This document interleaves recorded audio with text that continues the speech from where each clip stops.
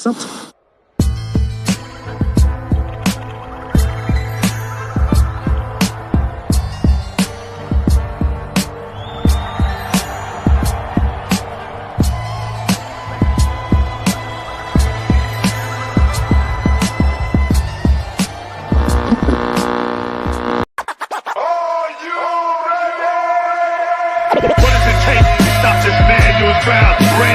Filthy underground is the sound you've been missing. You got to pay the price, and it's gonna be a heavy one. Don't let your mouth get you hurt, bro. If you don't like hip hop, then turn this off now. Run back to Sean style. Do what I feel like the dog pound. The bar's open, so some more rounds.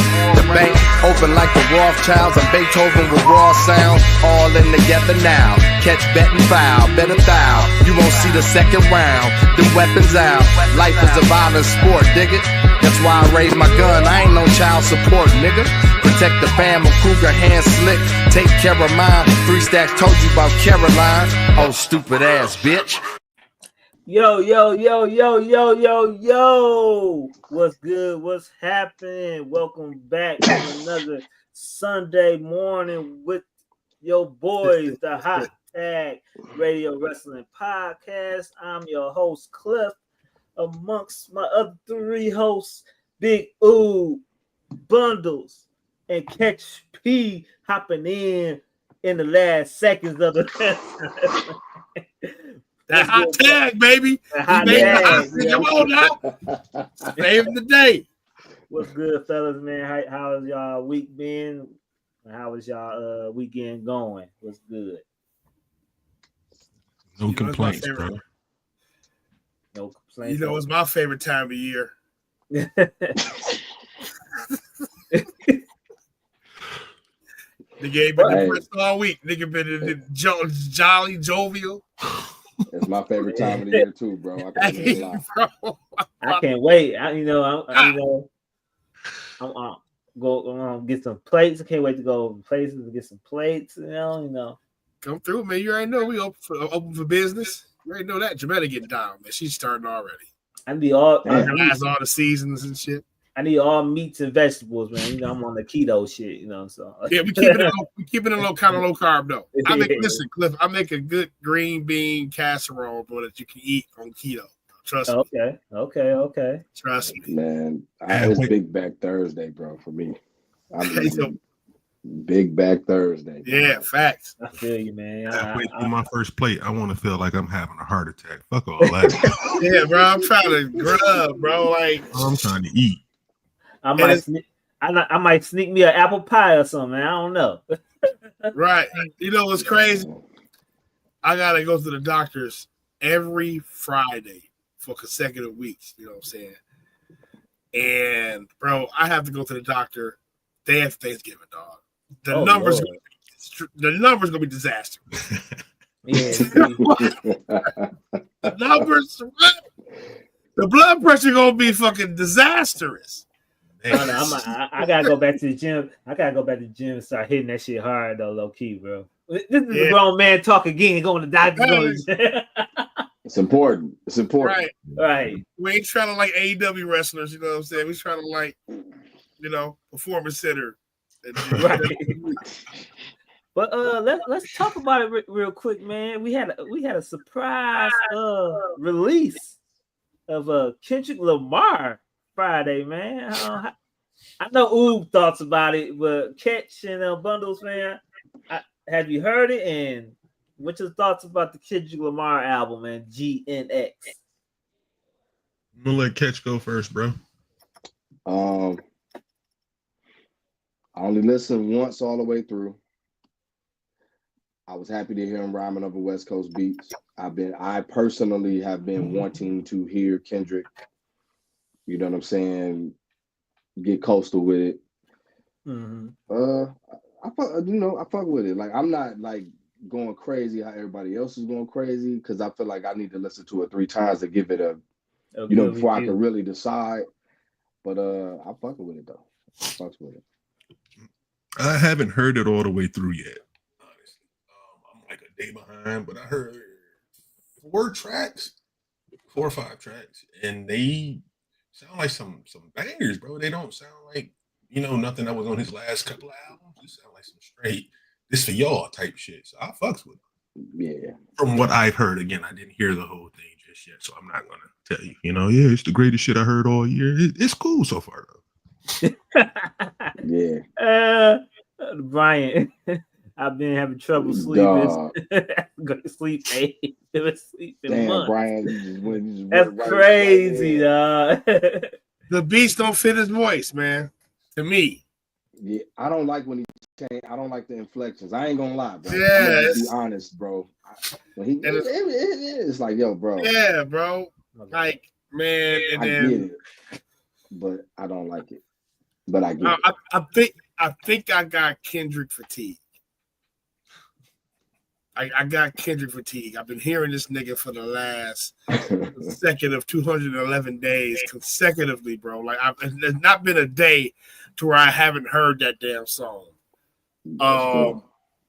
So I felt like he should have probably dropped earlier. I feel like the album got a summer vibe to it. He dropped in the middle of the winter. I mean, dropping at the beginning of the winter time. Yeah. Summer vibe to it. Yeah, it's a summer vibe. It's boppy because that Squabble Up, like we heard the snippets, but it's everything that I imagined, bro. And it's just vibey. Gloria, that's another standout track. The last song on the album, man. That shit was fun. I like the joint he did to his crew with the SWV sample. Yeah. The Heart 6 or whatever. Heart 6, Heart 6, that's crazy. Yeah, that's crazy too. So. I like all the samples on the album, low key, man. He sampled a lot of. He spent some money on this shit. Knowing Kendrick, it's a subliminal shit to it. So let me deep dive. Yeah. But I got decipher. He getting to be like Lupe to me, huh? Before we jump off music, did y'all happen to hear the new Snoop and Dr. Dre song that just slid under the radar? No. Nobody. But I heard the little freestyle they did at some conference and stuff. It was dope. It sounded dope, bro. They were going back and forth and stuff. I can't wait till this album come out. I ain't really been excited about no album, and I know it's OG shit, but yeah, I want to hear this Missionary album now that I heard the song. It's called Out the Blue. That shit fire. It's coming out Friday. It's kind of right. Is the West back? Yes. Yeah. Yes. I think it's shifting to the West Coast starting early 2025. Could just knock the ball over there. Yeah, I meant to. I'm gonna say that. Man, who else? Well, let me say. Hold on. Bodie James. My thought. Bodie, he from Detroit, ain't he? No, I'm just saying people who just dropped lately. Yeah. I know Bodie James rap. My thoughts on the Kendrick album, right quick. I like all the songs, but I don't like the songs with the features on it. Besides the song with DJ Mustard rapping on that shit, that was cold. But that was him rapping on there. Yeah, on the dang, what's the name of it? TV Off. Yeah. Oh, I didn't know that was Mustard. That was Mustard. Yeah, he's like Mustard. Yeah. TV Off sound like Not Like Us. Yeah, hey, that's a bop. I like it. But I don't like. I didn't like in a different octave. Man. But besides the West coming back, who else besides Kendrick? Who else besides Kendrick saying the West is coming back? I mean, well, Catch is alluded to Stupid Dre. I mean, I don't count them. They old. Man, they the West Coast. Hey, hold on, Cliff. Hold on. Hey, let me put this. Snoop is one of my all-time favorite rappers, and Dre is an all-time legend. But I can't put that in the category saying they back because they've been on. I'm talking about who else besides Kendrick. Well, you saying that? Well, this is about the spectrum shifting to the West. Do you like Schoolboy Q at all? He said that shit so disrespectfully though. Like, man, they old. Right. They old. Right. Come on now. Hey, and Catch, that Schoolboy Q was probably one of the best albums that came out this year. He popped it off. Absol came out too. Absol came out. But you can't dispute the legends. If we say the West is back, I'm saying in terms of the spectrum, going back to the West way, because Dog Pound has one of the best albums out this year. Yeah. So now you got Snoop and Dre dropping this. Was it this Friday? Black Friday? Yeah. Are they dropping on Black Friday? I'm thinking they're dropping this month. It's November. If they said November, they said. I hope so. I'm not mad at it at all. But the Ice Cube is cool. I gotta look to that too. But like I saw a comparison, bro, and I damn near fell out my damn chair. This is not coming from me, Ice Cube. This is not a reflection of me or the Hot Tag Radio podcast, okay? But I saw somebody say that it sounded like a gangster ass version of Cat in the Hat, and I damn near peed on. Oh Lord, you know that Ice Cube. Hey, that's what Kendrick Lamar was saying on this album, man. Same old school flows, man. It's not gonna be. Dog. That's what he was alluding to. Dog. I was enjoying the Cat in the Hat gangster rap, though. I like Ice Cube, man. He one of my all-time favorites too. So I can't, I didn't hear the new Cube, but did he bless us with at least one yay? He was on some like straight West Coast, like he talking shit on there, bro. Like he talking tough. Like I ain't heard Cube rap tough like this since we was kids, bro. Like he was talking shit, and it was all West Coast, super West Coast beats. Like he must just got in the mood to just be like, you know what, fuck it, I'm on some gangster shit. That's one thing about the West Coast, man. You can't deny they beats, man. I mean, I love the West Coast beats, man. He got a song with Busta Rhymes and Killer Mike. That shit is tough. Okay. That shit is tough, and I'm gonna leave it there. That shit is tough. Rest in peace, Saphir on the West Coast too. Rest in peace, Saphir. Oh yeah, rest in peace. Yeah, that's right. So let's go on and get into some wrestling, brothers. Before we get into the news, man, Full Gear was last night, man. Without going into it, overall thoughts of the whole pay-per-view.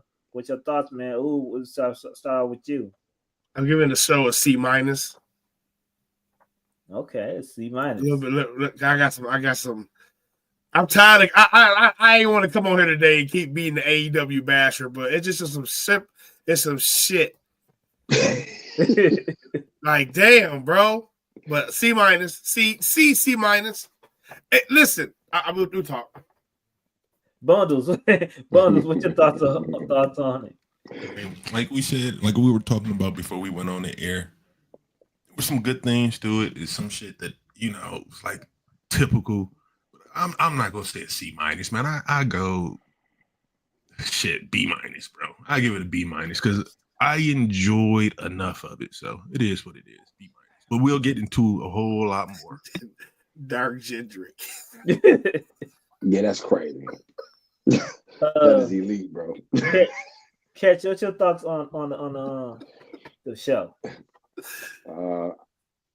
I give it a C+.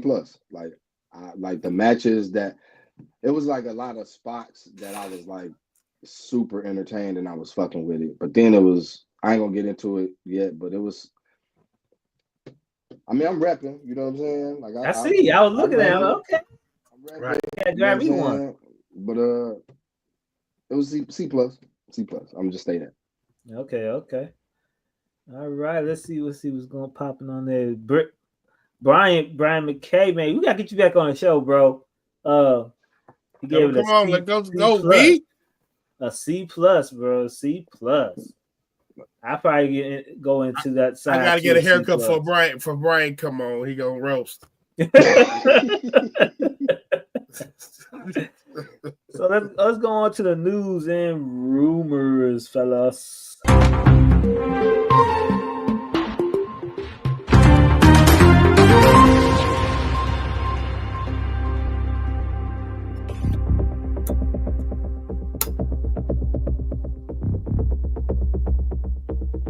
Yeah. Okay. First off, WWE has announced that the WWE network will officially shut down on January 1st of 2025. Maybe we all take our hats off and say a prayer to WWE Network because the greatest streaming site ever. It changed the game. Oh. It changed the game, bro. And if I still have it, I mean, if I could go on and log back onto it, I probably would never get off because that was probably the best thing we ever had. Basically, man, better than Netflix, better than Hulu, easy to find. Oh, I miss that WWE Network, man. What's your thoughts about WWE? Get down, girl. Down the network. I'm recording. Get down. like me. Jeremiah, take Keith outside. Go with your brother. My bad, fellas. Bro, it's a listen. That you didn't have the bootleg. Like, why bootleg? No, like right. At that time when I had WWE Network, it was $9.99. You got everything. You getting the whole pay-per-view. WrestleMania at the time was what, $59.95? Yep. $60. You know what I'm saying? So $120, you getting everything. Plus, it allowed you to dive back into the archives. And it was organized. I love WWE Network because it was organized way better than it is on Peacock and shit. That they got it like divided into episodes and shit, man. So everything was grouped better too. But it literally started the streaming service shit to me. And somebody saying, "Hey, yo, I'm taking all my content back." Because remember, I'm working at Best Buy. People was trying to be cable cutters. They was trying to cut the cable, and they was trying to go get the streaming devices and start getting like, YouTube Plus went back there, but it was shit like ESPN, without having to go through the cable company. So they were trying to cut the cord. Amazon Fire Sticks, it was being popular. Trying to cut the cord by watching these other shows, the alternatives, just internet TV, don't need no cable boxes, blah, blah, blah, blah, blah. And the internet packages was way cheaper back then. You know what I'm saying? But the fucking company started saying, "Hey, we're going to take my content off these sites, and you got to come to me to get it." Like WWE did that shit first. Mm-hmm. I'm taking all my content off TV, off everywhere. We're going to cut the DVD distribution sales down a little bit. You got to come see me for the content. You know what I'm saying? And then for $9.99 a month, it was an absolute steal. You know what I'm saying? Shit. Like, you couldn't go wrong with that. So when they ended and they started doing all this other shit, man, I was pissed off. Because you know how pay-per-views we used to have to order and shit. Right. Man, still and man, So it had a great run. It been over for me, but I guess other markets had it. Let's go with Catch. Catch, what's your thoughts about the network shutting down? I believe it was still showing over like in Europe, like over like in England and those countries. Shit sucks for y'all, man. Y'all had it great. We had fucking Peacock and fucking Hulu and trying to find SmackDown, and it's like cutting off part of the episode. You know what I mean? Like right. The network was fired, dog. Like that was like, I mean, when I got my first house, that's all I could afford. You know what I'm saying? Like, was the network and internet. That's all. That shit got me through 2 years of tough ass times. So right, I had to go pull me some gentlemen's for the network. RIP to the network, man. Rest in peace. That's all I watched. Shit, ESPN and WWE Network. Man, that's all I needed. Bundles, man. What's your thoughts on the network shutting down? Yeah, it sucks, but it's for a good cause. You know what I'm saying? Everything's moving to Netflix, which is a shittier streaming site, but it's a bigger streaming site. You know what I'm saying? So a whole lot more casuals might fuck around and slip into it instead of, expecting the casual. I'm like, yeah, let's try this for a month, $9.99 or whatever. But my personal experience with it, I loved it, bro. I was one of them niggas that when times got hard, bro, I make a new email. I ain't gonna hold you up. You know what I'm saying? Facts. But for the few years that I did have the WWE Network, bro, literally that was the only thing I was paying for. And like as a big wrestling fan, bro, I can just let that shit play in the background all day, and it wouldn't be a big thing. You know what I'm saying? So yeah, we missed it, and we got Peacock, and it's kind of sloppy finding shit on Peacock. The rewinding and fast forwarding is kind of shitty on Peacock, but yet and still it is what it is. But I'm ready to move on to the next chapter and see what this shit be like live on Netflix, bro. One thing I will miss about the WWE Network, me personally, it was the WWE Network original series. Like, man, they had a little cartoon before. Yeah. The Legends House. Legends House of Punk. Man, I like the original content they had from on there, man. But it was just so easy to navigate, man. On Peacock, it's not that easy. It's too hard to find certain stuff, man. Way too hard. It's ridiculous. On the network, I could go to type in WCCW, and I could see it right there. Okay, episode 1, and just let it go through. Mm-hmm. But I don't miss WWE Network, man. We haven't had it in a long time, but Canada and other countries had to have it. Now let's move it to Netflix. Hopefully, Netflix will fix its platform to make it more organized. I think it's gonna be more organized than Peacock, though. So I don't know. What you about to say, Ooh? I thought you were about to say something about the technical difficulties. Oh no, that's on live. That's on live events. I don't know about that yet. Like I said a couple of days ago, WWE has mastered that already. They've been doing streaming live events for as long as the WWE Network been out. We only have minimal technical difficulties on them on the WWE Network. I think they got their own people. Like Netflix got their people. I think WWE has their own streaming people, bro. They should be perfect, bro. Do you think the WWE first episode is gonna get over 30 million people on Netflix first episode? Yeah. You gotta think about that shit too. I said 10 million. 10 million. Yeah, I agree with Cliff. I said, outside of not the casuals, but the hardcores, we go watch that shit. But it's gonna be a lot of casuals that tune in. I don't think they go reach 40, 50 million. I think cap out around 15 who actually check it out and be like, okay, I kind of fuck with it, or let's see what it's about while it's on Netflix type of deal. Mm-hmm. I don't think we gonna run into too many. 15? Y'all think 15 million? I said cap out at. Yeah, I said 10. About 10 million. Yeah, I agree with Cliff. Probably like 10.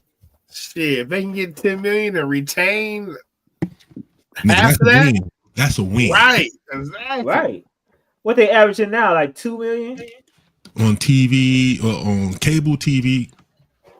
Cable TV is 1.8 to 2.2 on when it was just on Fox. It's 2.2 to 2.5. Okay, so yeah, man, I think it's reaching more of a broader audience. You would probably have to do a WrestleMania on Netflix. But you got to think who's gonna be on that first show. Rumor Becky Lynch, The Rock, Roman Reigns, Cody Rhodes. They going all out on this show. So is it 3 hours? Yes, it's gonna be 3 hours. And they doing it at the Intuit Dome. They got it. Oh, yeah, the Intuit Dome. Oh, yeah. That bitch about to look crazy in there. The Titantron about to be nasty in that bitch. Right. So does Peacock still got the PLEs for the next year? Yeah. What I think it is for Americans, we're still gonna watch the shit on Peacock. For international fans, they watch it on Netflix. Yeah. Until the contract runs out on Peacock, then everything's gonna switch over to Netflix. So everything for sure gonna be able to clip Peacock this come January. Damn. Yeah. I like Peacock, so I'm never gonna get rid of Peacock. So me and the wife watch The Office in Brooklyn Nine-Nine, so we never get rid of Peacock, bro. I might go down to the $5 the cheapest brand to the commercials. Right now I got no commercials and they keep on going up. So I'm gonna man, they're killing me, dog. Yeah. So going to the next topic of the rumors, man. Ricky Starks last night was at a GCW event. Looked like it was inside the mall. I'm not too in tune to GCW, but he airs out his frustrations with AEW. Let me state what he commented. He said, "One thing about me, passion runs through my blood, and I will be damned if I sit at home and get frozen out. I'll be damned if I sit at home and let my career dwindle. Bundles. What was your thoughts, man? You put this in. I think you was the first person to put it in the group about this. I wasn't even paying attention about Ricky Starks, and you put it in the group. I was like, oh shit, is it online? But what's your thoughts about Ricky Starks finally airing out his frustrations about AEW? It's an audition at this point, bro. You know, GCW is like TNA. It's a transitional company. After you leave the big boy, you go there, you do your little audition for a little bit, then you go to the other big boy. That's all this is, in my opinion, bro. He know he done there, bro. Think Tony is kind of like, I'm done with this dude at this point too. Go to GCW. Brett Lauderdale has a relationship with WWE, if I'm not mistaken. Yeah. It's just one of those things, bro. Look, my man's over there, my homegirl over there. I'm pretty sure they, putting in a word for me. My man's the world champion over there. Now, of course, they gonna listen to him. I'll be over there in no time. Just let me work off this ring rust because I haven't wrestled in damn near a year. Work off this ring rust with another guy that's gonna be over there with me soon. And that's just what it is, bro. Shout out to Ricky. I'm happy he back, dog. What's your thoughts about Ricky Starks finally airing out his frustrations with AEW? I'm happy he gets to go do his thing, man, because this was a guy who they just let it abruptly stop. Bro was just wrestling one week, and then it was just boom. He cut out a cannon. He cut out the shows. You know what I'm saying? In the middle of a feud. You know what I'm saying? So, bro, now my question is the contract up, or is this a working relationship with AEW? With AEW wrestlers, they could work anywhere. Still, so he's still contracted with AEW from what I know about it, but he can get jobs anywhere else. So if he's not being used, shit, why not go with GCW and make some money instead of sitting at home? If I'm not mistaken, Oob, I think his contract is up right after Mania, so around May, June-ish. Okay. And don't be surprised if Tony Khan extend that contract like he did with the Lucha Brothers. So, Catch, go ahead. Yeah, listen. All I'm gonna say is this: it's a ready-made storyline right now that you can go shoot up to with Cody Rhodes and Dustin Rhodes. Now that he's done with AEW, ROH, you know what I'm saying? Because you are part of the Nightmare family, so it is something that they can just propel you right up to. Yeah. But I feel like he need to dabble a little bit. When he comes to WWE, he need to dabble a little bit in that NXT and take over that for a while, then go up. Don't go straight shoot to Cody. But I think he has the talent and ability and the mic skills to go straight to the main roster. I'm not bullshitting. I wouldn't be mad. That's how good I think he is. I wouldn't be mad if you go to NXT though. Catcher, what's your thoughts about Tony? Ricky Starks airing out his frustrations. Good for him, man. Like that's the one part about the business side that I think is so fucked up. It's like, Tony, if you ain't fucking with him, like let him go, let him go. Like just let him go. Like what you like the spiteful petty shit that you doing is crazy because like at this point you're the number 3 wrestling company, you know what I'm saying, behind TNA. Like even though you got bigger stars, but as far as consistency, storylines and everything, like let that man go or fucking throw him a bag and put him right in the main event scene. Like I don't get it, you know what I'm saying? Like I really think it's fucked up, you know what I'm saying? Because dude is like a legit, to me, he's a star, you know what I'm saying? He can be a star. Like once I saw him and Adam Copeland go back and forth and he was cooking, I was like, oh nah, like bro it's something to him, you know what I'm saying? Like I always fucked with him, but that kind of confirmed it for me where it's like you going against a GOAT, you know what I'm saying? One of the GOATs, and it looked right to me, you know what I'm saying? So that like let that man, let him cook, bro. I agree with something Oob said. It's a ready-made storyline for him in WWE right now. The crazy thing about that, it can go so many different ways. Do you remember the feud that he was in right before shit started going downhill? You know who the feud was with? CM Punk. Yep. He wanted that match. Punk wanted that match. We had some interaction between Punk and Cody that was set up after before the Rumble and after the Rumble. It's a lot you can do around that, bro. So I'm hoping my boy go over there soon, man.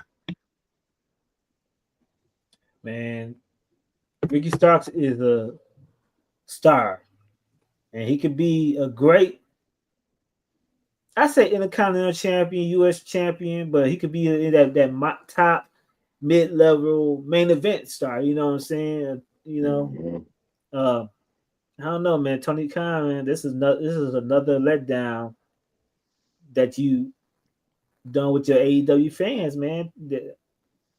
That's somebody that you can put on TV and you will have your viewers back. Him, MJF, along with the older WWE players, Kenny Omega. You're losing your viewers because you're not putting the people that we want to watch on TV. Point blank. You're trying to push up these other stars that we don't know, and we want the stars we care about on TV, and that's just a whole nother topic, man. Brian McKay said the product is definitely better. The TNA product. It is, bro. Can I ask you a question, bro? Yeah. Go ahead. Why do you remember when Stark and MJF was feuding? Yeah. I think that could have been a money feud had been booked correctly, bro. You had two guys who can talk, bro. That's 50% of getting people through the door right there. Exactly. You know what I'm saying? Exactly. I just don't get it, man. But I'm off it now. I'm off that subject. Hey, real quick. He act like y'all with fantasy football waivers. You don't need the guy. You got 2 stars ahead of him, but you think he about to go blow up a few weeks down the line. So you don't want to drop him because you don't want nobody else to get him. Right. You don't want WWE, bro. WWE just drops them. Like, hey, bro, listen. Like Barry Corbin, which is still confusing to me, is available right now. I have nothing for him. You know what I'm saying? I'm doing him a disservice by, I got guys coming up. And Tony's scared to make the moves, y'all, even though the contracts are all coming up January 2025 anyways. Brian said, until they get a big bitch. Brian said, until you get a big time rider, this is going to be the same thing is going to keep on happening, man. I agree. Facts. Yeah. Agreed, bro. I agree. Yeah, because that show didn't have no continuity to it. So no canon. Let's go on to the next topic, man. Sticking with AEW. Toni Storm announces her retirement effective immediately. We all know this is a work, but she said that since she was losing everywhere in other federations and stuff, New Japan and other federations down in Mexico and whatever. Then she lost the AEW Women's Championship. She's no longer has it. So she's kayfabing retirement. Is this my question is to y'all, is this a good thing or a bad thing keeping Toni Storm, one of their top wrestlers, off TV still? Like I said, somebody who we want to watch. Is this a good thing or a bad thing keeping her off TV? Because the old saying goes, how I'm gonna miss you when I see you every day. You know what I'm saying? But does that factor in with her being away right now, or what's Tony Khan's thoughts about keeping her off TV right now? Let's start off with Ooh. She had a good run as a champion this year. She probably in the running for the female wrestler of the year this year. She had one of the top storylines and then lost to Mariah May. And Mariah May is floundering. Exactly. Flopping. So She probably some time off, but it got us talking about her. She probably gonna make some vignettes about her retirement and shit, her away on the fucking beach and shit. She found her character, and she found a way for people to just tune in and be engaged and talk about her.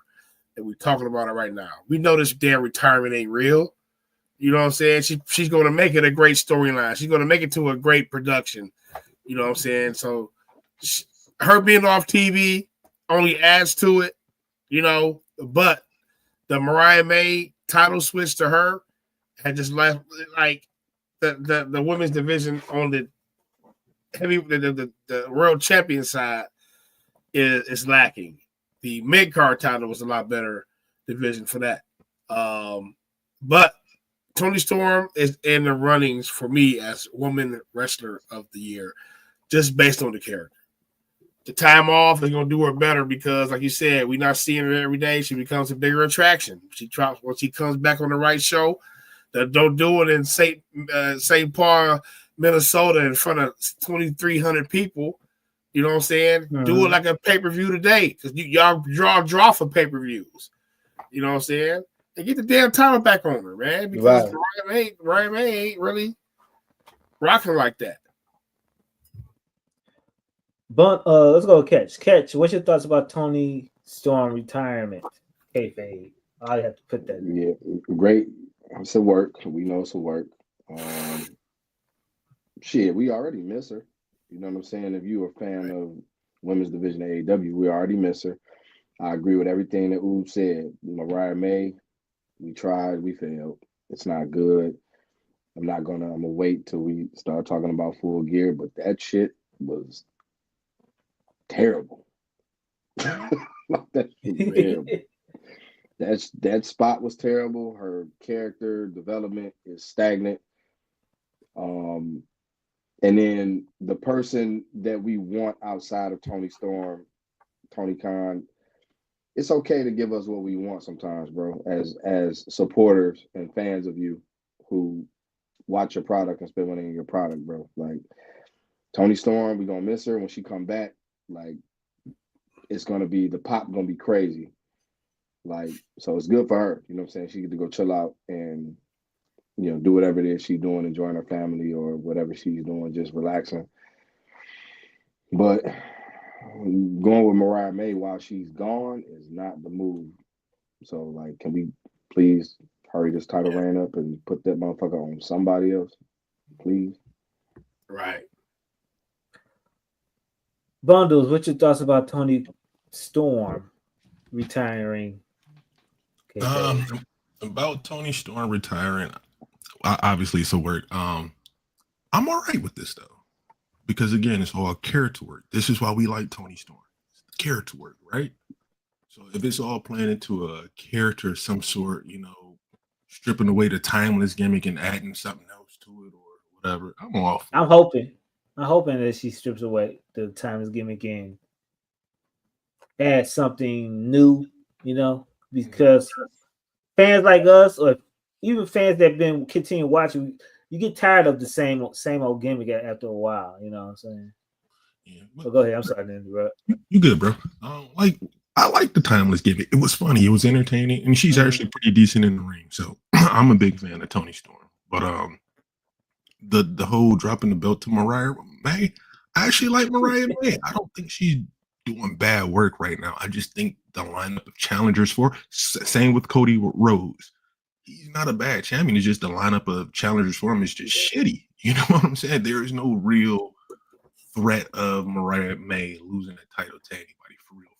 You know what I mean? So it is what it is there. But when Toni comes back, I think it can really flip the women's division back right where it's supposed to be. Because if you look at it now, it's just Mercedes, Willow, Mariah, and Chris Statlander. That's literally it, bro. Those are the only legitimate contenders to anything. So, and you named the contenders. Athena can't wrestle for some reason. I don't know why. My bad. You named the contenders, and all the reason why they need to get rid of that TNT. I mean, not the TBS Women's Championship, because they acting like the TBS Women's Championship is bigger than the actual Women's AEW Championship. Really, Mariah May haven't had a full good chance of actually having someone to compete against. She wrestled one time and beat I forgot the girl name, and that was a Rampage build. You know what I'm saying? Collision build. How come we can't get a Mercedes Moné against a Mariah May? Someone that we could look forward to watching. A Statlander versus Monet. I mean, versus Mariah. Willow, their most popular woman wrestler. Even though I think she's injured right now. Before I say this, go ahead. I love me some Willow Nightingale, bro. she can knock on my door. Willow too. She can knock on my door right now and say, I'm gonna take you out for lunch, but you gotta leave your wife. My wife is a woman, bro. You feel me? I love me. Fuck Willow Nightingale, bro. I like Willow. You're a brave man, Sellers. You're a brave man. Hey, the door closed, so I can say what I want. Hey, but look, hey, y'all right though, man. Like the stories ain't aligning up there because Chris Statlander had that crazy ass heel to face turn and just boom. All right, 1 minute today, fuck y'all tomorrow, yay! And then you know what I'm saying. Those stories get fucking derailed. You know, it's no consistency. You know what I'm saying. But with y'all trying to establish Mariah May, the fake Tiffany Stratton, at the champion, you know what I'm saying? It ain't working. Tiffany Flatten. Right. Oh, you know, if you can somehow get Monet up there. Like Monet might need to drop the mid-card title and reign hell as supreme with the world title or something like that. But Mariah May, man, like, listen, nobody, the casuals don't know her. She's known to the AEW universe. I don't know. Even all that heinous shit she did, she still ain't getting heat. That's what bothers me about that shit is that y'all have hella talent in that women's division. Like a whole lot of it, and you just not booking it right. Not even booking it to it. I don't want to blame Mariah May like she trash. Like you're not trash, but it's like the shit that they're putting the position they putting her in is like, why is she always getting a motherfucking bottle and waiting to hit a motherfucker with it? Like there was no plan for her after she beat Toni Storm. That's clear as day. No, plan. Like clear. You got hella challenge. At least making somebody that's formidable to make us go, oh shit, Mariah May is a beast. Because right now it's like a fucking pit bull with chihuahuas in there. Like you ain't going against none of the good women. They brought back Hikaru Shida for like 2 weeks. Where's Nyla Rose at, bro? Like, I you know, without all the controversial shit, that should be your go-to. That should be your go-to, bro. Like, agreed, bro. Exactly, man. It's a shame, man, because I like Mariah May. I think she's a good, okay wrestler, and I think she's good on the mic. She's very good on the mic. For sure. Yeah, I think she just got a bad. It's not her fault. It's not her fault. Pushed up there too quick, man. You got all them women that been there, and you take there and you sidekick storyline her to the top and to the world title, man. That's probably that AEW women's locker room has been leaked to been one of the most volatile places in wrestling. Right. So. They probably taking that shit like, fuck you. She probably got real backstage heat. Yeah. Like Stella said earlier, it was no plans for her. So in the creative room, if that next whiteboard is white, we don't move there yet. Mm-hmm. You know what I'm saying? We all know how this shit works. Or at least make her, they could have made her a transitional champion and then spun the block later on. You know what I'm saying? Yeah, hurry up and made her drop it. But you holding that motherfucker, and for what? Like, who are your formidable opponents that you got? Like, before we move to the next subject, Cliff, I'm gonna just throw some names out there. Mercedes Martinez, Athena, Jamie Hayter, fucking Serena Deeb, Nyla Rose. I had one in particular. It's slipping my mind right now, bro. Thunder Rosa. Thunder Rosa. Bro, like, you got the people there, man. They right there. Down there, bro. So that's it, man. AEW women is all tits and flats. It's like chicken.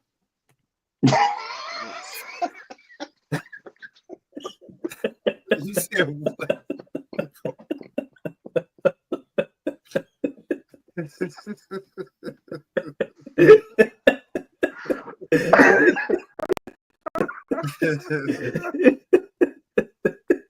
Cancel.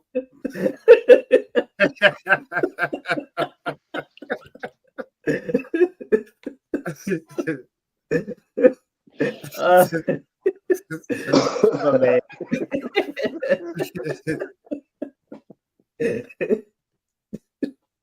Oh, man. Let's get on to the next topic, man. Friday. Bloodline versus Bloodline. Who's going to be the fifth person to be on the original Bloodline crew?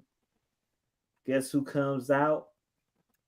The wise man. Paul Heyman comes out, welcomes him back with a surprise person to be the fifth person on the Bloodline, and it's CM Punk. Fellas, let's start off with what's your thoughts about Paul Heyman returning and CM Punk being the fifth person in the War Games match for the original Bloodline? Great move, great pop. We got some storyline cliffhangers that's in play. We posted, that was in our group chat. I posted about the Sami Zayn mystery, right?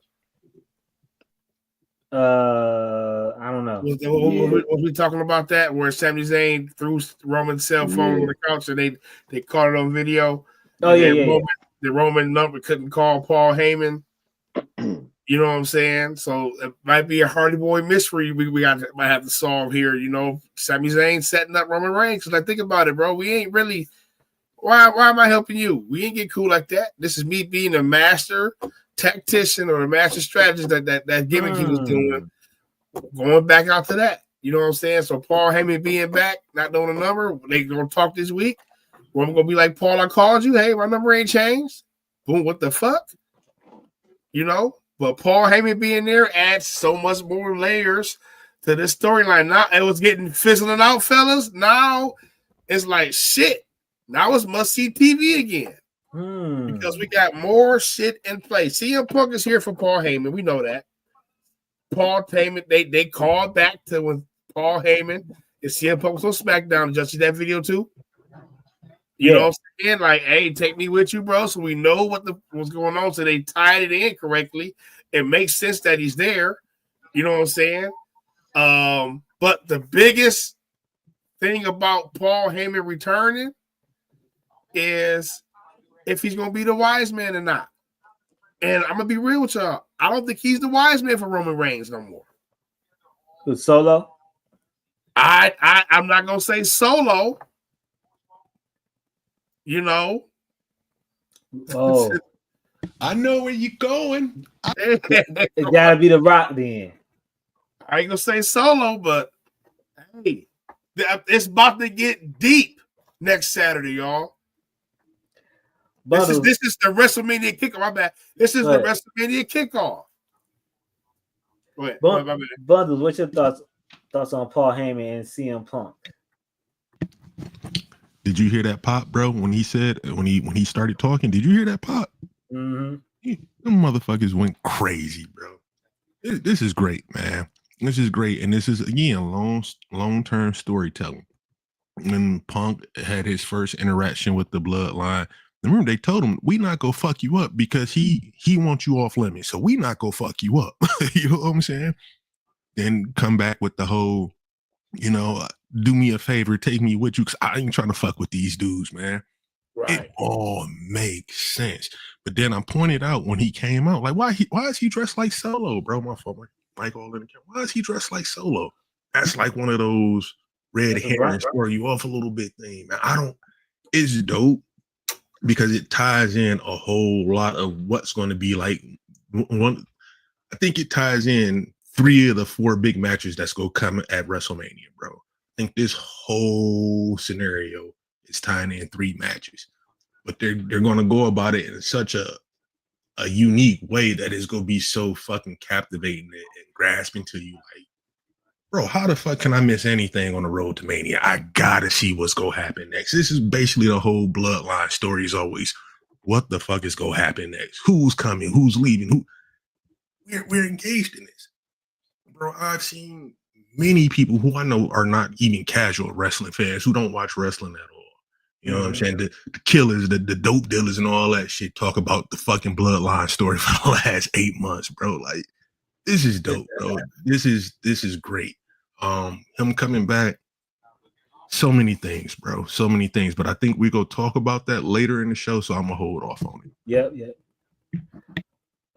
Catch, what's your thoughts on CM Punk and Paul Heyman returning? I ain't gonna front, bro. They caught me off guard with CM Punk. You know what I'm saying? Like, I was for sure like, okay, we gonna throw Seth in there. So when his music played, you know what I'm saying? Again, there's me, entertainment factor, and then my son that's the barometer for me. He fucking lost it. That nigga ran out the room, ran back in the room, stood at the edge of the bed, and fucking threw his fucking one up. And I'm like, oh yeah, we got something. You know what I'm saying? We got something. So I don't know where we going. There's so many ways we can go. I'm just going, you know what I'm saying, sit back and just enjoy the show. Like, I don't know where we going. Like, I saw Bryant say that Paul Heyman was dressed like Solo, with the red silk shirt with the jacket. We got Punk and Heyman. We got Roman and Heyman. Long shot. I know it's a lot of shit going on with Vince, but we got a new nigga in office. Who knows what the fuck can happen with Vince? But Brock Lesnar is still far-fetched, but still a possibility. Ain't no telling what is going to happen. Roman and Punk had real life. Didn't they have real life backstage heat in real life? Like, yeah. Kayfabe? Sammy with throwing the phone. It ain't. I don't know. I'm just gonna watch, bro. I'm just happy that we got a great storyline, and I don't know what the fuck's gonna happen. And remember, it's rumors that this is setting up. This is why I like love WWE so much. This long-term storytelling, and there's rumors that this is set up for SummerSlam next year for CM Punk versus Roman Reigns. So, man, I would love for Punk to turn heel, though. I ain't gonna lie. Oh, definitely. It's for sure happen. Yeah, I would love for Punk to just go heel. I think it needs to happen. I would love for Sammy to go heel too. Turn, like Oob said, turn back into the master strategist. Yeah. I don't know. I'm entertained, bro. That's all I got. I'm entertained. I don't know what's gonna happen. Yeah. So let's go on to the next topic at hand. Last night, AEW had another pay-per-view, Full Gear. The event was, in my opinion, like Oob and Catch said, around like a C plus. It was more, I don't know, the build up for each program they had on that event just wasn't there for my interest. They had some great matches, like they usually do on the pay per view. It's just do I care about them?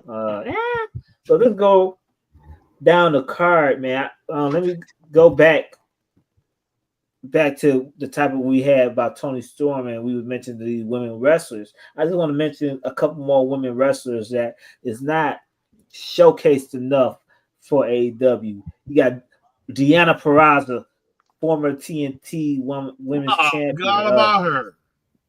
Taya Valkyrie, another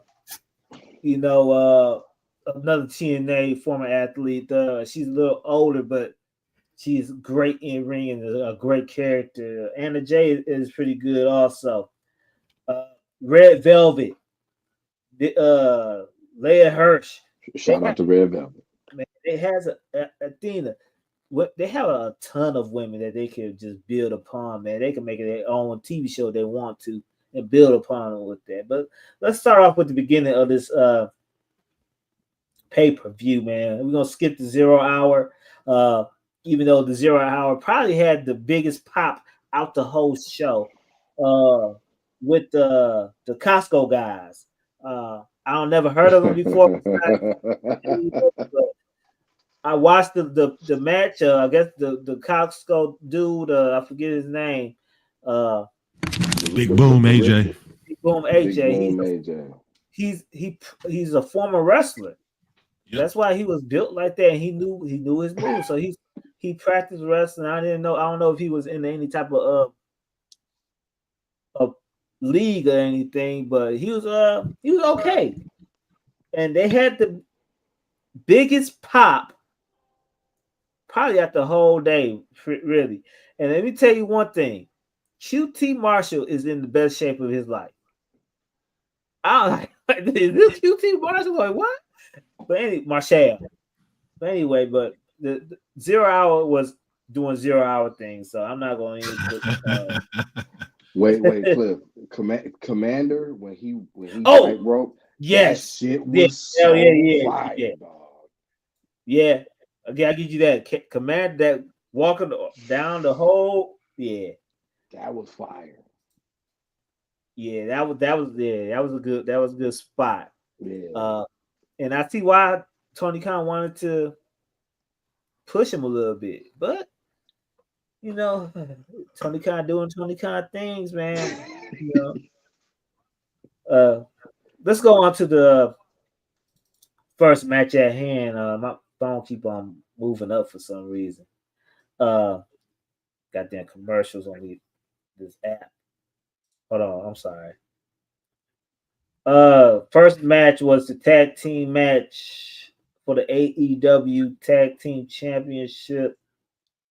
And give me 1 second. Goddamn phone keep on. I'm on his website and it's Private Party defeats. Come on, man. Where is it? Play too much, bro. Private Party defeat the Outrunners and the Acclaim. I want to hear your thoughts about this match, man, because I really thought this was the time for the Outrunners to put their stamp and win the championship, because I don't see anything. I don't see a future with Private Party because it was too late for Private Party. Who go? Can y'all hear me? Oh. Can y'all hear me? Can you hear me? I can hear you. Yeah, we still hear you. We still hear you. Okay, He just dropped out. I'm laughing at bundles, man. Oh, if they had y'all on mute for some reason. I muted it so I didn't laugh. Oh, okay, yeah, okay. I was looking at my phone. Well, Uber will pop back in pretty soon. I really thought the Outrunners they missed the opportunity with the Outrunners winning the championship. The Outrunners is a character type of group, more of comedy, but they are over. Even though they're not on Dynamite every week, when they appear on a Collision or Rampage, they make their presence known, and they over. I think they're more over than Private Party, more over than the Acclaim right now. And I think Tony Khan missed their opportunity putting the titles on them and probably creating a division around them. So he say okay. Who might not come back on for a minute. So, Ketcho, what's your thoughts about Private Party not winning this tag team championship match? Just going back to what I said earlier, like Tony, it's I I wish that Tony Khan will understand from a fan's perspective, and he is a fan of this shit, but like he should know better. We are okay with transitional champions, sir, especially in a tag team division where you have multiple tag teams. I don't want to say they've been held down, but you pretty much had the Acclaimed, FTR, and the Young Bucks kind of hold that shit down for the last 2 to 3 years straight. If the Outrunners are primarily featured on Rampage and Collision, and if I'm not mistaken, they are the leading merch sellers, bro, put them on Dynamite in front of your larger audience. We as supporters, we fuck with them. Give them the belt. Give them 6 weeks and see what happens. Like, you ain't got nothing to lose, brother. Like, I agree with you, Cliff. I feel like the Outrunner should have won, especially in a 4-way. That way, they could have beat somebody else. They could have not beat Private Party, right? They could have beat somebody else. Acclaim could have beat one of them. You know, they could have beat some bull. You could have did a lot in that match to set up the line, in my opinion, and you missed the opportunity to do so in a chaotic, structure. So like now, what you gonna have them beat Private Party straight up? I would have rather them beat the Acclaimed, and they're beefing, and clearly they was beefing, and we could have moved forward. So missed opportunity, in my opinion. Bundles, what's your thoughts about Private Party retaining the championship? I fucks with Private Party, but I'm gonna agree with Catch here. Do you guys remember when the Acclaim wrestled Keith Lee and Swerve at that pay-per-view, and everybody said, "Oh, you should have called an audible and gave them the win." And then when they actually did win 2 weeks later, nobody really gave a fuck. Nobody cared. Yeah, nobody cared. Yes. I mean, history just repeats itself, bro. History repeats itself. The fucking Outrunners have been the most popular tag team for the last 2 months, 2, maybe longer, I mean, yeah, bro. What harm would it have done for them to beat one of the members of the Acclaim, who clearly about to break up any goddamn way, and run a rematch back with a Private Party? What would have been the harm there? None whatsoever. But again, we've been here before, so we know what's going to happen. Private Party is going to lose a lot of luster before February, and then they're going to lose those belts. It's the same fucking play over and over. Agreed. I don't know, but I hope Outrunners get their chance to, win the championship, man, because they the most popular group in AEW. I lost my goddamn results. That for me, that would have been like the obvious thing. Put the belts on them, have them feud with fucking FTR, bro. That's like literally a nostalgic tag team wrestling right there. Oh my god! Tag team wrestling. Outrunners versus FTR. Let that go for a few months, bro. You can add, a few teams here and there, whatever, to spice it up a little bit, but that's money, bro.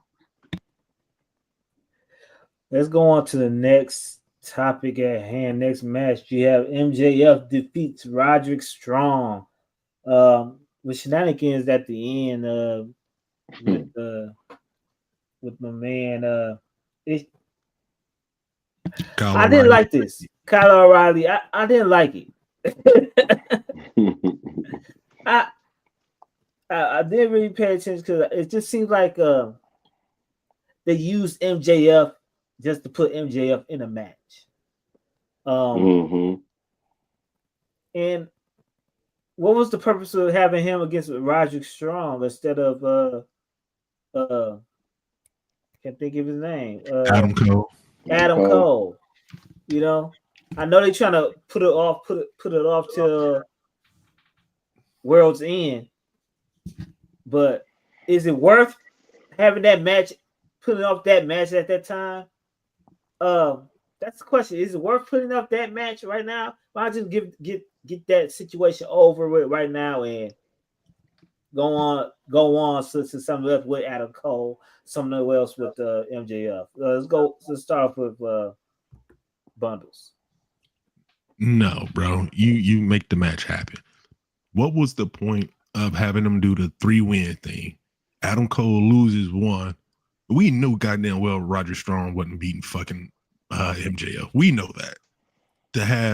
To do all that to set up the match for Adam Cole the next month, that's bad booking, bro. Right. It's terrible. It makes zero sense. No logic whatsoever.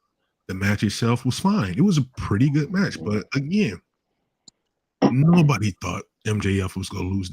There's no reason for MJF to lose to Roderick Strong because, again, you're not going to do shit with Roderick Strong, bro. You're not going to do anything with him. Now, the whole inner turmoil between Kyle O'Reilly and Adam Cole, that could be interesting. That could be very interesting. But, backtracking back to Adam and MJF, just to have one match and just finally end some shit that should have been ended at the end of last year, bro, it's insane. Catch, what your thoughts about MJF and Roderick Strong? Roderick Strong is a very good in-ring performer. You know what I'm saying? Like, my personal taste, technical wrestler, that's my shit. You know what I'm saying? Like, super dope in the ring. But like when we was in a group chat last night, it's like, why is MJF feuding with Roderick Strong? Respectfully, not because of in-ring, prowess. It's like, this dude is super strong on the mic and with his promos, and Roderick Strong is not. So like, why are we doing this match? MJF been gone for a couple months. He's filming for a movie or whatever. Mm-hmm. I don't see the point, outside of, and I be trying to think like Tony Khan as a booker, like, okay, you trying to see these two guys do work in the ring, but like, what's the point? Right. You know what I'm saying? Like MJF is a main event player in your company. Roderick Strong is not. And it's not because of his in-ring prowess, it's because of his promo game and his mic work. Like, so unless we about to make Kyle O'Reilly turn, and not MJF, but turn Adam Cole and Roderick Strong, they're gonna get back to the Undisputed. You know what I mean? Like, if we're not gonna do that, then what the fuck we doing? I'm a little lost. But as far as the match itself, in ring, I was entertained. But I'm with you, Cliff. The end, it's like, you got Kyle O'Reilly telling you, man, go get him. And it's like, I feel you, Kyle O'Reilly. Yeah, bro, what you standing back for? Are you too late? Yeah, he said it was too late. Like, what we doing though? Like, that's not a storyline. We don't need that. Is this foreshadowing probably Adam Cole to another heel turn? It would be weird. It would be weird. Against Roger Strong and them? I mean, he doing the reverse thing what Roger Strong did to Adam Cole? Hopefully Kyle O'Reilly and Roger Strong is making Adam Cole remember who the fuck he is. And that's where we going, and not another heel turn. Just be aggressive, my man. Like, if we're talking about what's to come, yeah, bro. If you're gonna put them together, they all need to be heel. They all need to be here, so they need to structure that out properly. But if we're just talking the match itself, bro, that's a match that this show didn't need. This match could have been complete from the setup of it, even to the afterbirth of it. I don't know the word, aftermath of it. Yeah, it was just like, come on, bro, we didn't need this. This could have been strictly a Dynamite or Collision. Exactly.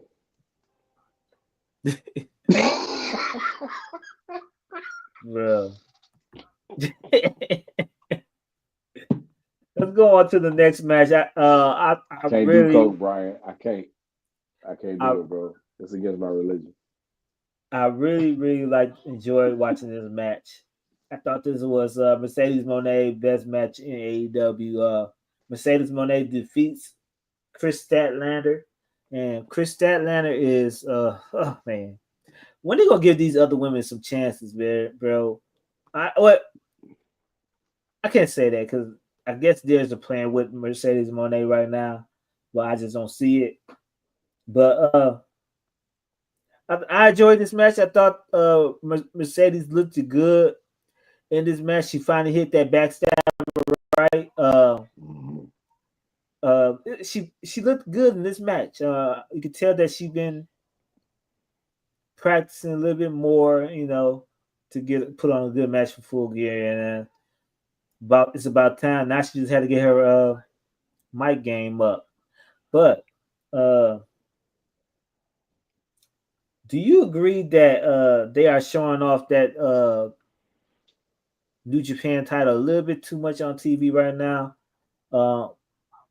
Instead of propping up the TBS title, because it don't make no sense with her carrying both titles on TV like that. Just carry a TBS title. That's what you are, the TBS champion.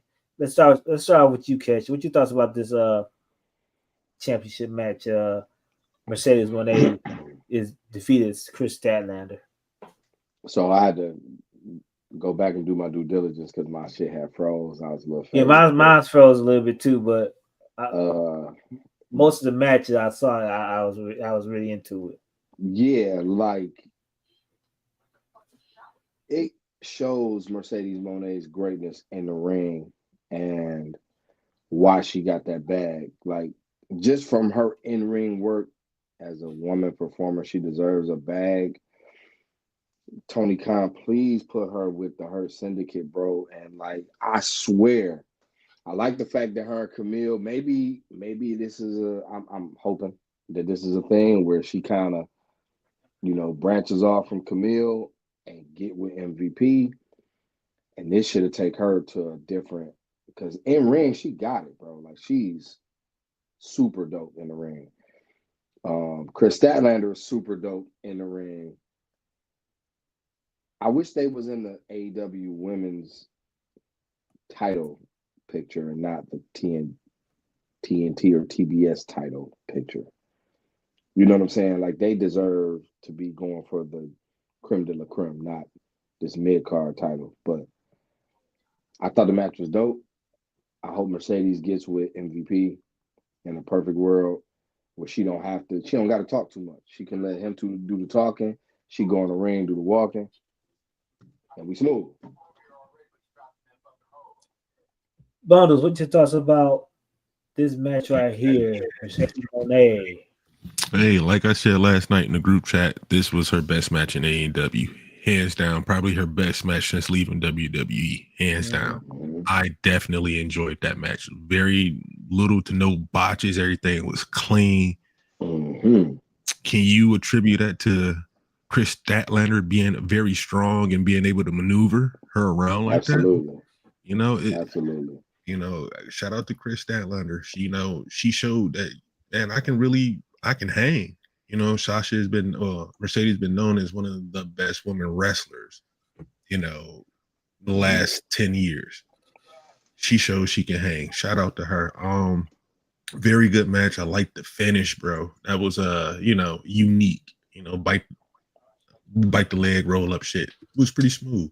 But the second part, to answer Cliff's question about carrying the NJPW Strong Women's title, I don't have an issue with it personally, bro.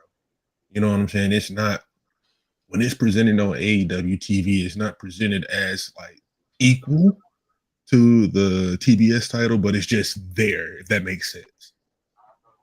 But I don't have an issue with it. But again, back to the match though. Great match. Actually, one of my favorite matches of the night. And for Statlander, again, this is why I said she's the women's MVP of the year for me. How many times have we said, man, she was in the best night of the match, the best match of the night, on AEW shows. Yeah. Shout out to Statlander, bro. She next up for real. If not in AEW, we should see her in the E very soon. Definitely. Going to the next match, man. This could be possibly one of the matches of the night also. Switchblade Jay White defeats Hangman Adam Page. In my opinion, I posted this in our the group chat that this match was 5 minutes too long. But the only reason I say that because it got I don't know, it just got a little bit tiring at the end that, it could have, I think it was just too long for what they tried to do. They could have ended it a little bit early and got the same results or whatever. But like I said, man, I thought, what are they going to do with Hangman Adam Page? Why put him in a position to lose again to Jay White? I was reading it. This is like he only won. Hangman had beaten Jay White one time out of 6 tries. Yeah. So what is Tony Khan plans for Hangman Adam Page? Like I said earlier in the show, is he your top person in AEW, or what is he to you right now? Because you had him in this good storytelling match with Swerve Strickland. Now you got him in this match with Jay White, and he loses. After he pummeled Swerve in that cage match, and he loses a regular match to Jay White. You know, I just don't understand. Let's start off with Catch. What you thoughts about this match? Solid, really solid match. I'm gonna be quick. The only thing I can think of is that you catapult Jay White into the AEW championship picture and make him and the Guns a more formidable opponent to go against the Death Rider. What are they called? Death Rider. Yeah, Death Riders. Riders. It's Death Riders. Like, I fucking hate that name. But to go against them and be more formidable. And I mean, just going off Tony Khan's book, and only for Moxley and the Death Riders to fuck them up too. That's the only thing I can think of. You know what I'm saying? Like, if you got Jay White winning, I mean, you did sign him. I'm assuming you gave him a nice bag to not go over to WWE. That's the only thing I can think of. But it doesn't. I'm with you, Cliff. I don't get why you had Hangman beat Swerve, and he beat the shit out of Swerve in the cage match, and then have him lose to Jay White clean. Right. You know, like clean, like no shenanigans, just clean in this match. I don't know where he's going, but I that's the only thing I can think of. You know what I'm saying? If you about to push Jay White to the moon, have him and Moxley feud, I guess slide Christian in there somewhere because it's already there. You know what I'm saying? That's the only thing I can think of. Oh, we're gonna get to Christian. Bundles, what's your thoughts on this match, man? I know you love this match. Yeah, man, I had zero problems with the match. I enjoyed it, man. As far as Switchblade winning, a couple of days ago in the group chat, I told y'all who the next 3 contenders were going to be for the world title. After Orange Cassidy, Jay White, Aleister Black. You did say that. Him winning makes all the sense in the world to me. Now, as far as Heyman, bro, again, I don't know, we were on air when I brought this up, but him striking Chris Daniels, bro, he's gonna be off TV for a minute, in my opinion. So I think they're probably gonna do a whole nother, I hope not a reboot, because I actually enjoy this Heyman's character, but probably, I don't know, man. I genuinely don't know. Like, his booking the last 2-3 months has been kind of 50-50 all around, if that makes sense. But we gonna see, man. But I think Jay White winning was the right call. I definitely enjoyed that match. They haven't put on a bad match this year between the two of them, in my opinion. But we gonna see what's gonna happen with Heyman, man. I think 2025 might be his year, starting from like the summer, like early 2025. No, he's still gonna be trash. But from the summer to the end of the year, they might have something in plan for him. By that time, the rest of the elite should be back, so it may be plans for him at that point. But right now, man, it's Switchblade. It's Switchblade. We go see how long they keep Switchblade up and running. I hope they don't have Moxley beat him, then he goes back to just being, the other guy in the Bullet Club. You know what I mean? Mm-hmm. let's go on to the next match, man. And this match was the match. At one point in this match, Tony Schiavone called this match could be a show stealer. My question to Tony Schiavone was, you think? Kyle Fletcher defeats Will Ospreay in a hell of a match. Show stealer. I didn't call it a show stealer. I call it we knew this match was gonna slap in. It's slap. Will Ospreay does what he do. He does Will Ospreay things. And Kyle Fletcher was doing Kyle Fletcher things with that goddamn finish. Don't do this shit no more because that shit scares me. Bruh. That shit scares me. I had no problems with this match. This match was a 5-star banger. You know, 5 stars gonna get given out with this match, and that end of that match with that fucking Tombstone. What up? Was it a tombstone or the brain buster off the fucking turnbuckle? Come on, cuz don't do it no more. That's just dangerous, man. I was like, if you didn't end that shit with a 3 count, I'm not watching AEW no more because come on, can nobody possibly come back with that? Bonus, what you thoughts about this match, man? This banger of a match. Hey man, I'm not gonna talk about the brain buster without giving shouts out to El Generico, the originator, baby. Yeah. Shout out to El Generico, man. But listen, I called it, man. I said Kyle Fletcher got to win this match, bro. He got to win this match. Ospreay is gonna put him over. I didn't think the match was gonna be this damn good, bro. You know, even with all the, I shot him in the face with a gun and he kicked out at 1. Even with all that, bro, the match was cool. The match was good. I enjoyed it, man. I actually went back. I didn't watch the whole thing this morning, but I did go back and watch, let's say roughly about the first 10 minutes of the match. I was going to watch it all the way through, but got busy. But damn good match, bro.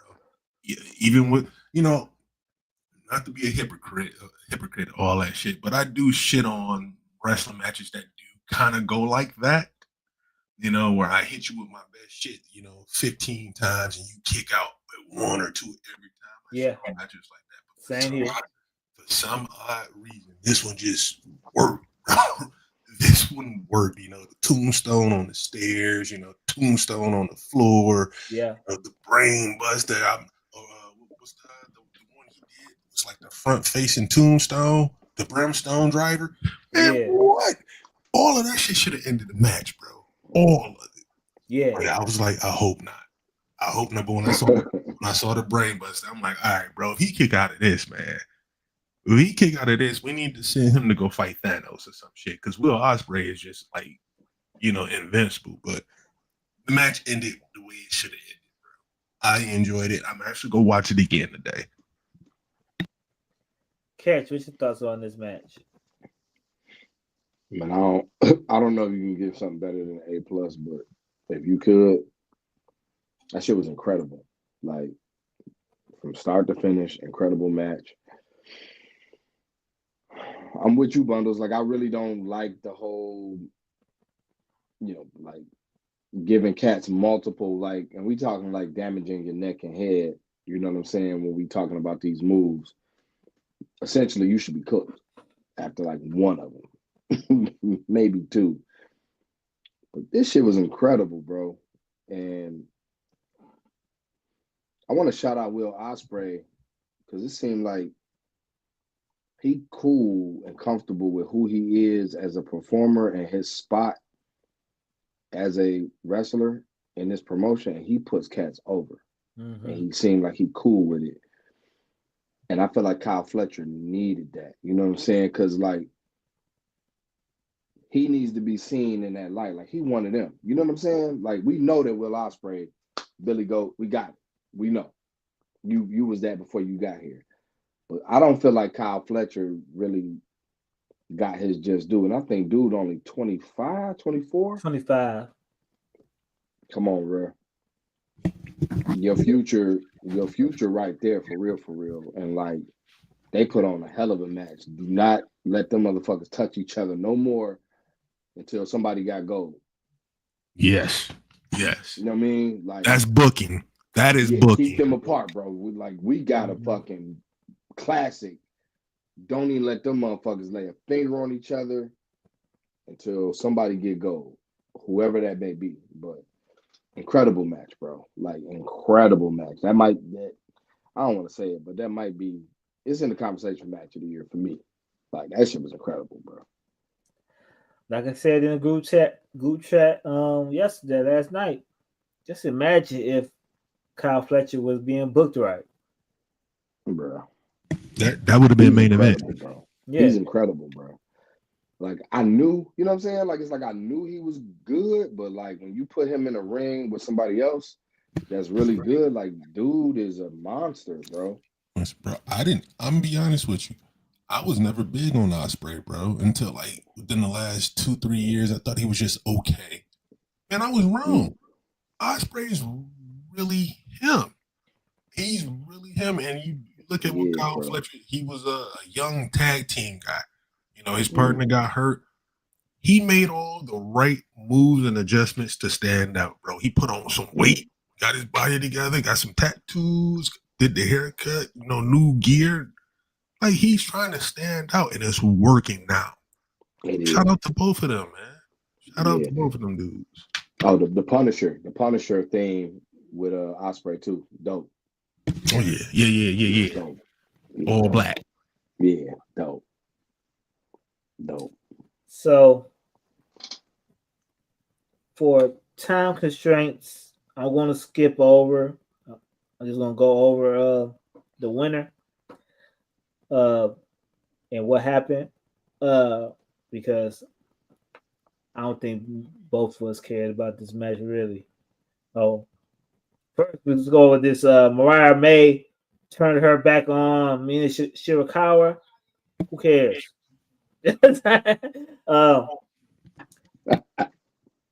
I mean, do y'all want to talk about the Daniel Garcia Jack Perry match? Daniel Garcia defeated Jack Perry to win a TNT championship.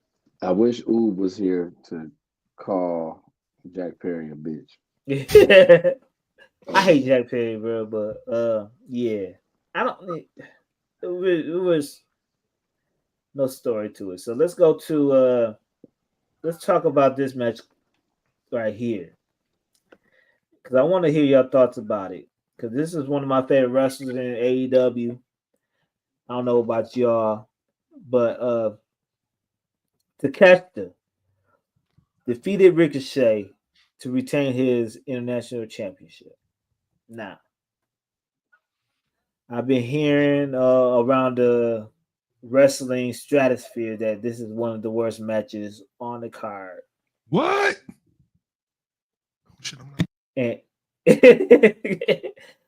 And I might have to agree. This is one.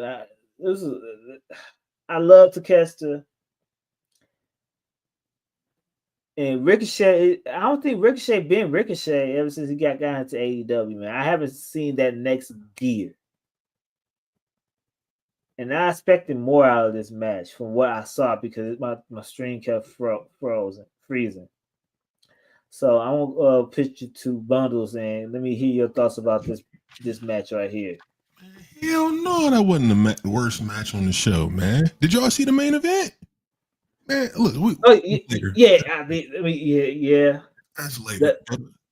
Takeshita, that nigga, bro. Ricochet is okay. It was a decent match. I'm not gonna say it lived up to expectations because I had no expectations of it. I just knew I thought Ricochet was gonna win. You know what I'm saying? I'm glad he didn't because Takeshita is that nigga, bro. I like Takeshita, bro. I'm glad Ricochet didn't win. Is it the worst match? No. Was it a great match? No. It was a match to showcase what it was, man. Ricochet's just not him. That's it. I was just about to ask you. Does this prove that Ricochet is just not that main event person that as he thought he was? I said it in the group chat after that match went off last night. Bro, Ricochet is just a good hand, bro. He has no aura that says, make me your guy. You never match in WWE or AEW where you've seen Ricochet and said, yeah, he's the guy to put the belt on. He couldn't even get the fucking belt in NXT. He's not. He's just not him, bro. Catch. What's your thoughts about this match over here? Hopefully the congregation was listening to Pastor Bundles. He was talking that shit. He was talking that shit. I think we had we watched like the match. How can I say it? I'm gonna speak for myself. In my mind, I expected match of the year or like, you know what I'm saying, like type vibes, and we just got like a mediocre middle of the pack match. And with Takeshita and Ricochet, if you say their names and you watch them both work in the ring with other people, and you go off of what they're capable of in your mind, it's like, yo, this is gonna be a banger. And then you watch the match and it's like, you know what I mean? It's like a letdown. Like you know, like y'all let Nas down, bro. You know what I'm saying? Like it was a cool match though. It wasn't like Bundle said, it wasn't the worst match on the card. It wasn't a shitty match. It just wasn't what my expectation in my brain thought that the match was going to be. That being said, I'm glad to catch the retain. Like, yeah, I feel like I'd be shitting on Ricochet, and it's like, bro, I'm not trying to shit on you. I just have high expectations for you. And then partially because of booking, and then partially because, in my opinion, you need to go do like amateur acting classes outside of the ring to make you stronger at your weak point in order to make you become here. Because in the ring, as fans, we think you top tier, but when it comes to your promos or when you have to speak, it throws us off. So then, you know, you get in, you know, we watch you and it's just like, not because we don't fuck with you. we fuck with you. We just don't. We think that you're capable of so much more, and we wish or hope that either you would get with a manager or you would take amateur acting classes to take you to where us as fans feel like you should be. But the match was C+ as a whole. Let's go on to the next matchup. Bobby Lashley defeats Swerve Strickland with the Hurt Lock. Let me ask y'all a question about these two. Do y'all think they had this match too early? Yep. Let's start with Catch right quick. Do you think they had this match too early? Did they touch too soon, Lashley and Swerve? Could they expound on this story a little bit longer for a couple more months? Easily. I mean, especially like Shelton Benjamin, I feel like that was too soon. It's like Shelton Benjamin looks like a fucking monster in AEW to me. Like he looked like how, again, like I feel like all of us, we know, you know what I'm saying? Like we know like Shelton is one of them in real life. You know what I'm saying? But like in WWE, because he can't talk, he wasn't booked like that. But over here, he looks like a fucking animal. And y'all could have waited on Swerve. Y'all could have did Swerve and Shelton for real and made Bobby the end game. But instead, you just threw that shit on Dynamite real quick. You gave Shelton Leo Rush and what's my guy name? Dustin's tag team partner. He wrestled Commander, Leo Rush, and Dustin's partner, the tag team champ, Sammy Guevara. Oh, yeah. You gave Shelton these Rudy, not to call them all Rudy Poos, but you gave him Rudy Poos, and then you just kind of gave him Swerve. And it's like we could have got Shelton and Swerve first, in a pay-per-view, and then led up to Bobby. Yeah. So yeah, I'm with you, Cliff. I feel like it was too soon. I do. I 135 million% agree. Shout out to my boys over in FWO, Fate World Order. I said this in there like the week that it was announced that Shelton was going to wrestle Swerve. Save that till the pay-per-view. it makes zero sense for Shelton to take a L right now. Yeah. His first month in just to set up Bobby Lashley. That makes zero fucking sense. But yet they did it. Yep. They could have had Shelton, like you just said, Shelton versus Swerve, and it still would have been good. It still would have been good. Then you debut Lashley. Shelton could have ate an L there. He could have ate an L on the pay-per-view, and you debut Lashley. Boom. We off and running. But this is not what they did. They said, fuck it. Tony Khan Tings. Shelton, you take this L. And you take this L on national TV. And then we debut Bobby Lashley. Then for the next 2 weeks, we just have you guys just go back and forth until the pay-per-view. What? What? Shout out to Tony Khan, though, bro. I am available to be hired. I am extremely cheap, nigga. Come on, man. Man, tell me. Come on, man. And let's go on to the main event. Jonathan Moxley defeats Orange Cassidy to retain the AEW Championship. I just want to hear your thoughts on this match. My screen kept on freezing, but for some odd reason, I saw all the ending and the shenanigans. So the shenanigans was confusing as hell. Crazy as fuck. I thought it was gonna be a cash in, then it wasn't a cash in. Then not Switchblade, but Adam Page came out. Then Switchblade came out. Then Darby Allin runs the car into the wall. What's going on here, man? Let's start off with bundles, man. What's going on with this main event, man? Because it was nuts. That shit played out like they had no idea what they were doing 2 minutes before they both walked out to the ring, bro. That's how it played out. It played out like an episode of Thunder circa 98.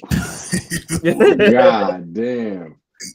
Bro, number one, it was a terrible match, number one. Let's just start there. Jon Moxley, and it's crazy because I'm a Moxley guy, but I am not a Dean Ambrose guy. I like Moxley. I don't know what the fuck he's been on this year, bro. This, like, trash. He's horrible, but he's their guy, so I understand it. But if you're going to be their guy, man, you got to do better. You have to. The half-ass selling, the terrible in-ring work. What the fuck are you talking? What is you guys' purpose here? And I'm asking this shit again, bro. What is the purpose here? Like, did we not see what happened the last time Orange Cassidy wrestled what's his name? I just said it, Jon Moxley. He beat the shit out of this dude. And he essentially did it again. Orange Cassidy hit him with like 40 of them orange punches, bro. They all look shit. The match was horrible, bro. This is literally the worst main event AEW has put on in a long time, if you ask me, bro. This was the worst main event I've seen them put on in a long time, man. As overall, the match was just terrible to me. I'm not an Orange Cassidy fan. I think he's okay. I'm not a super fan. I'm not a hater. Like I said, I am a fan of Moxley, so this is extremely disappointing to me, bro. Like, your interviews and all this shit is about making AEW better, making the guys better, but you can't do that performing like this, bro. You cannot. This is horrible. So, as far as the aftermath and all that shit, again, it just seemed like they didn't know what the fuck to do prior to this, so they just throw everything out there and see if we get a reaction for anything. You know what I mean? Right. I don't know, bro. The Christian cash in shit. Who the fuck is he gonna cash it in on, bro? Right. You know, he's not gonna cash that in on Moxley unless somebody like Hangman Page or they actually do let Jay White beat him. He's not cashing that in on nobody soon, bro. This whole cash in shit is. Bro, I'm done with the conversation, bro. Go ahead, man. Catch, what's your thoughts on this main event, man? We rating this in Michigan terms. This shit gets 2.5 Coney dogs from me. I'm lost, bro. Like, Is Hangman a heel or a face? Like, he came down. Right. Why? You know what I mean? Fuck you come down for? Ain't you a heel? Ain't you just burnt the whole nigga house down? What? Yeah, you just burnt the nigga house down, and you come and say, "What the fuck?" It was too much, bro. It was too much going on at the end.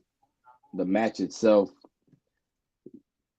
putting Orange Cassidy and John Moxley in a ring is not good. It's not good chemistry in ring. Their styles don't match. Moxley is more like, I'm about to beat your ass, and Orange play all day. You know what I'm saying? Put my hands on my pockets, give you the little fake kick, roll out the way like I'm a smaller guy. I don't get it. I don't understand why he represent AEW out of all the niggas you got. Exactly. Why him? You know what I'm saying? Like, no, and I fuck with Orange Cassidy. Like, he entertains me, but stay in your lane. Right. And then Moxley, if you trying to change shit, like what Cliff said earlier, I'm gonna need you to think back to the competition that you was with when you was in WWE and make them rise to your level. I feel like you stooping down to their level as opposed to like keeping that professionalism in the ring and going hard, selling, doing good in-ring work. And yeah, I'm confused at the end. Shout out to Willow, got a good pop when she ran in and beat what's her name? Marina Shafir. Yeah, when Willow ran out and beat her ass. She's so but fine. like we said earlier,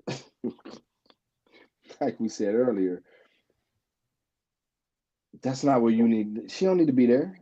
Nope. She need to be in a title picture, not feuding with the conglomerate. And I don't know. I'm lost. It's just random. Like you said, I feel like they just balled up a bunch of names and threw that shit at the board and was like, you go out, you go out, you go out, and do some shit. And then Darby at the end smashing their car only for them to have another car that they stole to get away. I feel like we just watched Scooby-Doo. Right. Listen, bro. I want to add something to that, bro. And this was like, I don't know if this was camera work, but you notice after Yuta came in and did what he did and Moxley won, the way Orange Cassidy was looking at him like, oh, you bitch, I'm gonna kill you. I swear to God, if they set all this up just to have him feud with Will or Yuta, bro, Tony, I'm only asking for 100 bands a year, man. Right. I'm only asking for 100 bands a year, bro. That's it, dog. That's all we need. Shoot. Give me 150. About 150. You know what I'm saying? Just give me 100. One day a week I work. Hell yeah. But that's a dumbass way to go about setting up a guy who was supposed to be, one of your guys to help save your company. Right. To have him feud with the weakest nigga in that group, bro. Are you fucking kidding me, dog? We need Ooh back. Willa Yuta. Oh my God.